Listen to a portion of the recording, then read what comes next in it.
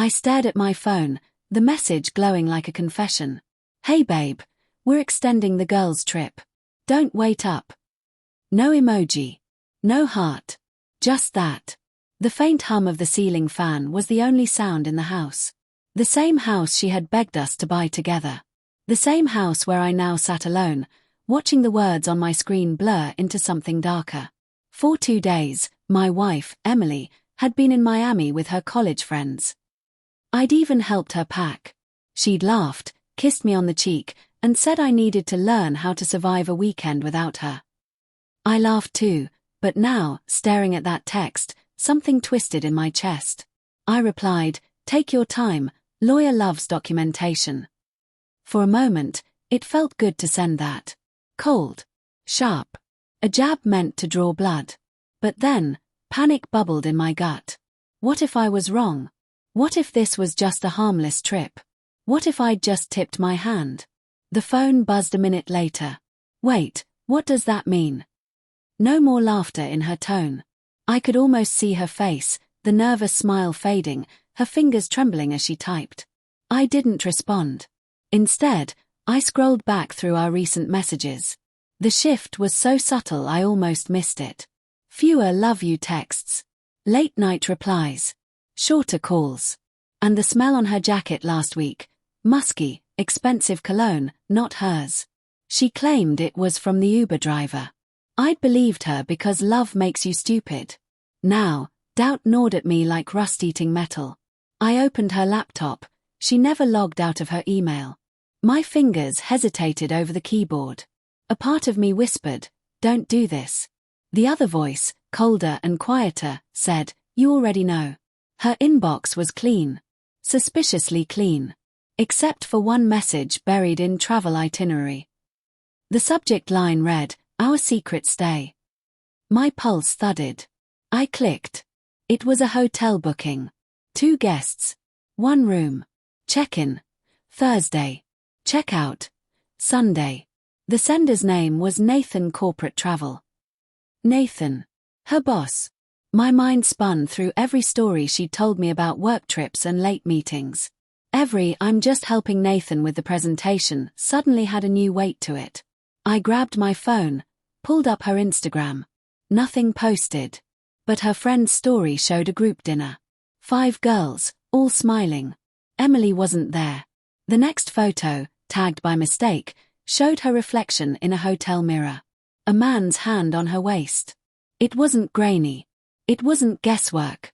It was proof. I sat there for a long time, trying to breathe. The kind of silence that fills your lungs like smoke surrounded me. Every thought echoed, the dinners I cooked, the bills I paid, the nights I stayed up waiting for her to come home. All of it collapsing in a moment. Then I felt it, not sadness, not even anger. Just an eerie calm. I opened my messages again and typed slowly. "Hope you're enjoying your trip. I'm meeting with my lawyer tomorrow. He loves evidence." I didn't send it yet.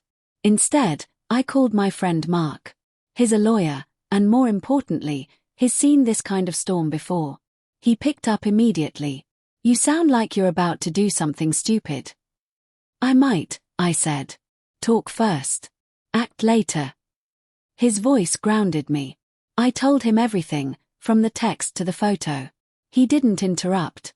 When I finished, there was silence. "Okay," he said finally. "You can confront her, or you can build your case. Which one gives you peace?" I thought about it. Peace doesn't exist anymore.